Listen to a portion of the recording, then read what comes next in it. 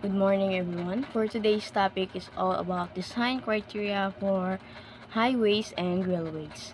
Introduction. Highways and railways form the backbone of land transportation system. Each mode has its own design parameters governed by functionality, safety requirements, economic consideration, and environmental impact. Designing these infrastructures requires a comprehensive understanding of various factors to ensure efficiency, longevity, and sustainability. General design principles, it is applicable to both. Before diving into mode-specific criteria, some general design principles apply to both highways and railways.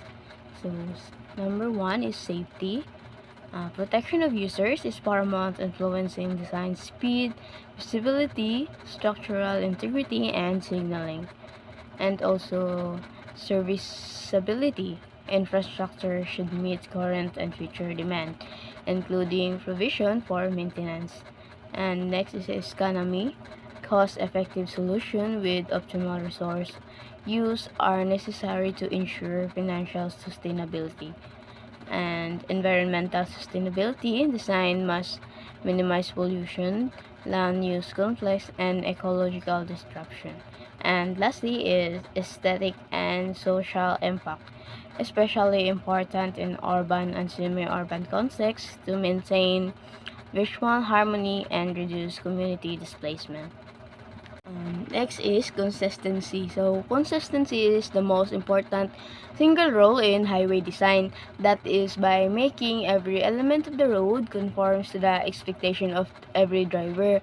Ang driver man god mag-expect siya sa kanang highway agency nga i-provide sila og mga clear information and guidance through a variety of road signs, and then avoiding abrupt changes in the traffic as well as their road standards. And if these guides and direction could be planned properly to convey one single message at the time, and this direction will be followed smoothly and easily without undue haste or changes in speed, then the roadway facilities are considered satisfactory. Experienced highways engineers also recommended that highway signs and direction should be integrated as early as the preliminary layout studies. And next is the design speed. There is no single set of geometric standards that will apply to all highways, and basic design features refers to tightness and software, elevation of curves, the sight distance, and grade. And for economic reasons, the geometric features of certain road sections are designed for speed from 30 to 50 km per hour, and yet some motorists drive faster on straight roads, alignments, or less sharply curved sections. Under this situation, highway design adapted to control by reducing the super elevation combined with easement curves, delineators, stripping signs, and rumble strips to alert motorists and inform them that they are approaching sharp curves or blind curves. And the ASSTHO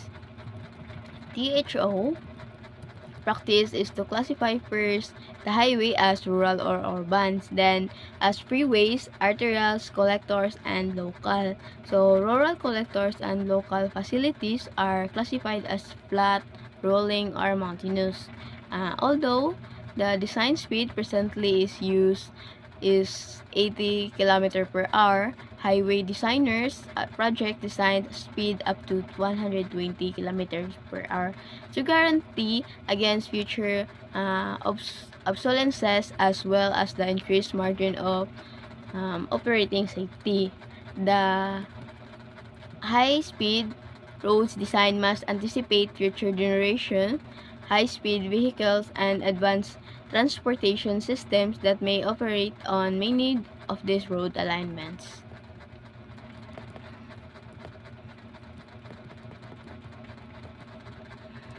Okay, although the design speed of most highways is governed by construction costs, and the concept of the relatively high-speed design for freeways is regardless of cost, and they are planned for a nationwide high-volume traffic and high-speed network. So in this table, we can see the minimum recommended design speed, and the facilities are freeways, arterial, collectors, and local. So for urban, freeways is 80 to 95 preferred um, kilometer per hour, and arterial is 64 to 95 but 48 in built-up areas.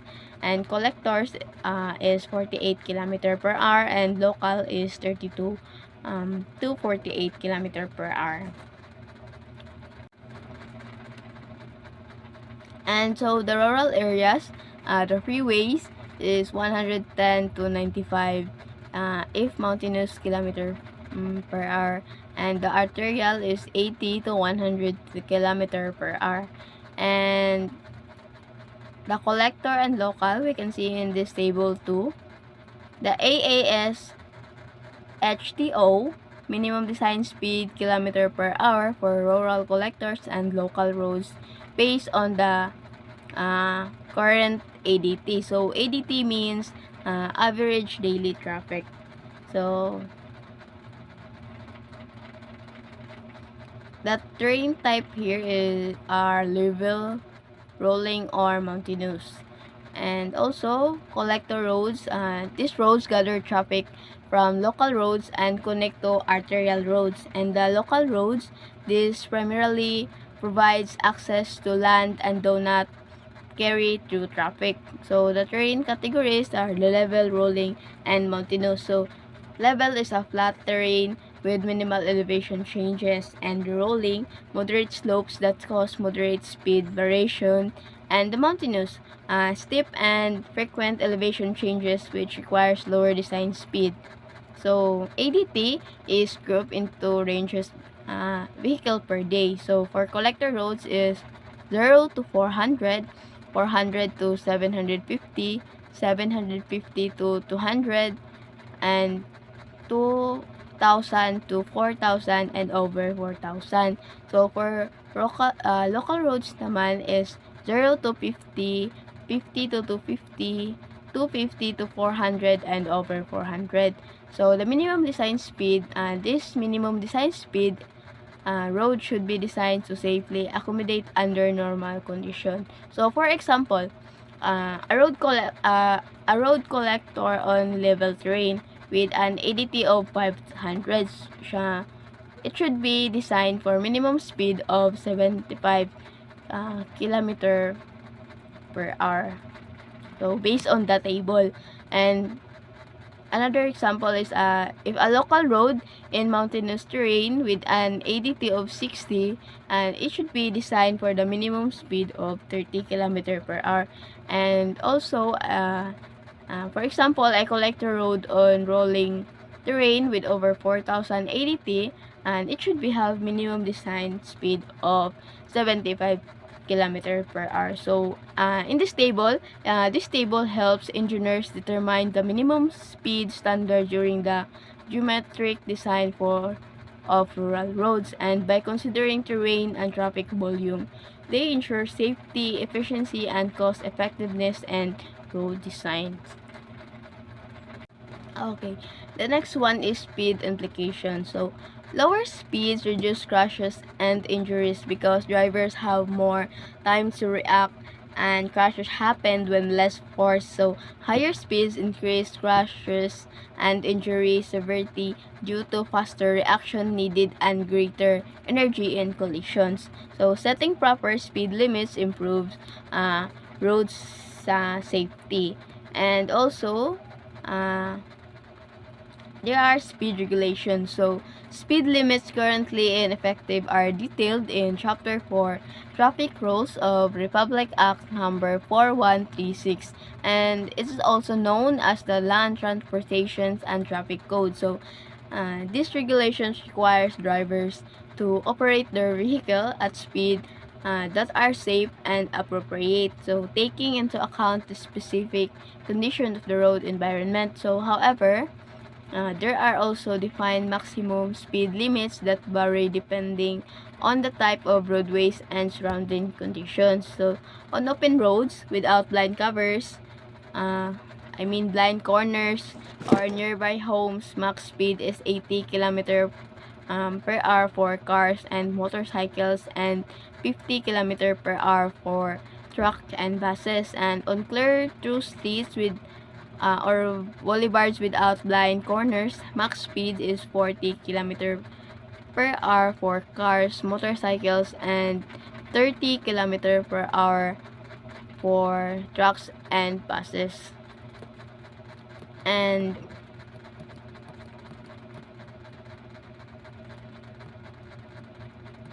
also, the high-risk pedestrian areas, so it is 40 km per hour. So, vulnerable roads users, especially pedestrians, are particularly vulnerable at higher speeds.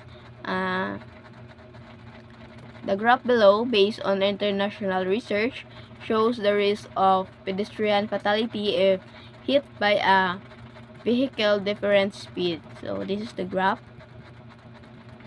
And for instance, 25 of people struck by a vehicle traveling at 40 km per hour would suffer fatal injuries.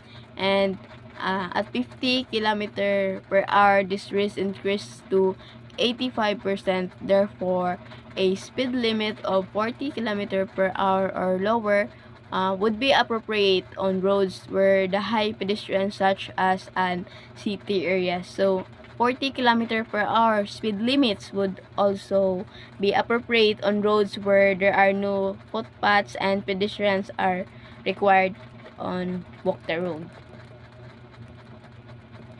And low risk pedestrian areas is 60 km per hour. So on roads through built up areas where there are not so many pedestrians, it is appropriate to allow motorized traffic to travel more quickly. So there are picture shows type of environments where 60 km per hour may be appropriate, although this road is carrying vulnerable road users. They have separate lane to travel in. So here are examples of high-speed road with separate lane for non-motorized vehicle. And also, the 80 km per hour speed limit would be appropriate on the high standards duplicate carriage road where there is only occasional access from adjoining properties. And 100 km per hour speed limit would only be appropriate on very high standard expressway which have a low crash rate. This expressway should have a high standard geometry and should be free of roadside hazard. Next is poor road conditions. So, when roads have sharp curves, potholes, or uneven surface, it is important to reduce speed limits until repair are made. So, for example, in rural areas, drivers must slow down because the roads are narrow and bumpy, which helps prevent accidents. The speed limits of 80 to 90 km per hour are often set on expressway that don't meet the highest safety standards. In real life cases is a highway near a concrete plant where large concrete cylinders are placed close to the roads. These cylinders pose a serious risk of if a vehicle veers off the road. So, speed limits are lowered to protect drivers. So, if hazards like this cannot be removed or shielded, lowering the speed is essential to keep everyone safe on the road. And next is highway and railway capacity at intersection is measured by degree of saturation. So capacity depends on number of lanes and shoulder width, terrains and slope, traffic mix, side frictions like road furnitures and pedestrians, and intersection factors, priority signals, and lane count. So road types. Roads are classified as local, collector, arterials, and freeways. based on access and mobility. So locals focus on access with low mobility, and freeways prioritize mobility with limited access, and collectors lean towards access while arterials favor mobility. And vehicle types for road and rail design. So there are four categories defined designed vehicles. So passenger vehicle, buses, trucks, and recreational vehicles. So then driver's characteristic. So highway design must consider driver's limits and vision, perceptions, reactions, focus, and comfort to ensure safety and efficiency. So drivers mainly get information visually from roads layout, signs, markings, plus feedback from the vehicle controls and road noise. The next one is number of lanes. So number counts depends on project, traffic, and lane capacity for the design year. And AASHTO allows up to 16 lanes for inner freeways, 4 lanes for each way inside and outside, and some freeways use a center reversible lane for heavy or uneven traffic. So next is the level of service consideration. So highway design elements, curves, uh, grades, lane width, and number of lanes affect vehicle speed and interaction, influencing the highway's operational performance or level of service. And the highway's capacity manual details level of service concepts and evaluation methods. So designers should aim the highest LOS possible, with AAS HTO providing acceptable LOS standards for various road types. And so, the next one is design criteria for railways. So equilibrium speed. And equilibrium speed is reached when a vehicle traveling along a curved track experiences perfectly balanced forces, eliminating any sideways push. So at this ideal velocity, the outward centrifugal force is exactly counteracted by the tilt or cant of the rails, and ensuring smooth and stable motion. So for instance, a train cursing through a bend of at 80 km per hour with the rails tilted at 5 degree, or a tram maneuvering a curve at 80 km per hour with a 3-degree cant exemplify equilibrium speed and action. Railway design standards. So top speed limit on curves. So these speeds represent the utmost velocity a train can safely maintain where navigating a curve. So it factors in the curve radius, the actual cant or track tilt, cant deficiency, cant axis, and the length of the transition curve. So when the allowable speed on a curve falls below the highest speed allowed on that section of track, a permanent speed limit must be enforced to ensure safety. What is cant deficiency? So cant deficiency arises when a train navigates a curve to a velocity exceeding the ideal or equilibrium speed. So it represents the gap between the cant theoretically needed to safely accommodate this higher speed and the actual cant installed on track. And then the cant exists. Cant exists happens when a train goes slower than the ideal speed on a curve. So it's the difference between the actual cant and the cant needed that for speed. So limits max is 75 mm on board gauge and 65 mm on the meter gauge for all trains. And then cant gradient and cant deficiency gradient is tell how much the cant changes over a distance. So for example, a 1 in 1000 gradient means the cant changes by 1 millimeter every 1000 millimeter. So the rate of cant deficiency gradient shows how quickly cant deficiency increase over a transition curve. So, for example, a rate of 35 millimeter per second means that cant changes by 35 millimeter. So, every second at the maximum speed. So, if a train travels over the curve for 3 seconds, so the cant deficiency will increase by 105 millimeter. So, 35 millimeter multiplied by 3 seconds. So, it will be 105 millimeter. So, next is the railway design principle. So, impact of centrifugal force on curved tracks. So, when a train moves along a curved section of track, it naturally wants to keep moving straight, following the path tangent to the curve. So, this tendency results in the trains experiencing a constant inward acceleration towards the curve centers called radial acceleration. So, the formula of radial acceleration is gravity equals to v squared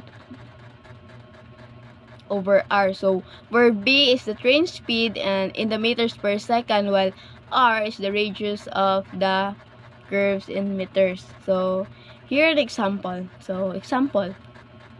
A train travels at 20 meter per second on a curve with a radius of 200 meters. So, radial acceleration equals v squared over radius. So, the v is 20. So, 20 squared over 200. So, the gravity is 2 meter per second. So, to counterpart this first, the track is bank super elevated so that the lateral force is balanced, improving stability and passenger comfort. So, hinay na siya.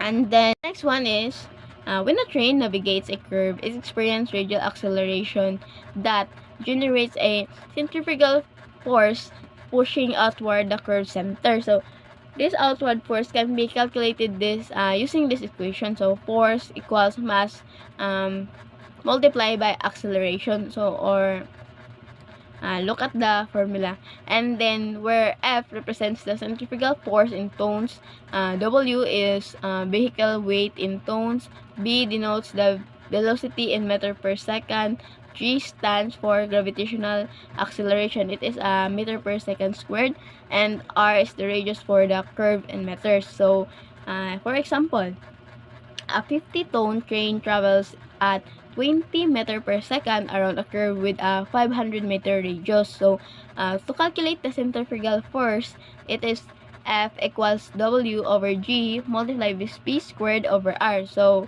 that W is the vehicle weight in tons, so it is 50, and the gravitational acceleration is 9.81, and multiplied by the velocity.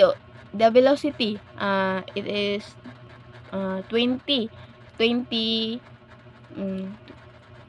20 squared, and the radius is 500. So, to calculate this, it is 5.10 tons. And also, railway curves raise the outer rail above the inner rail by the super elevations to balance centrifugal force. So, for example, on a curve with a radius of 500 meters, the outer rail might be raised by 150 millimeter. So, equilibrium occurs when wheel pressure is equal to the combined forces act perpendicular to the rail surface. So, this height difference is called equilibrium super elevation. So, for instance, if the train travels 80 km per hour on a curve, the super elevation is adjusted to keep the forces balanced and ensure safety.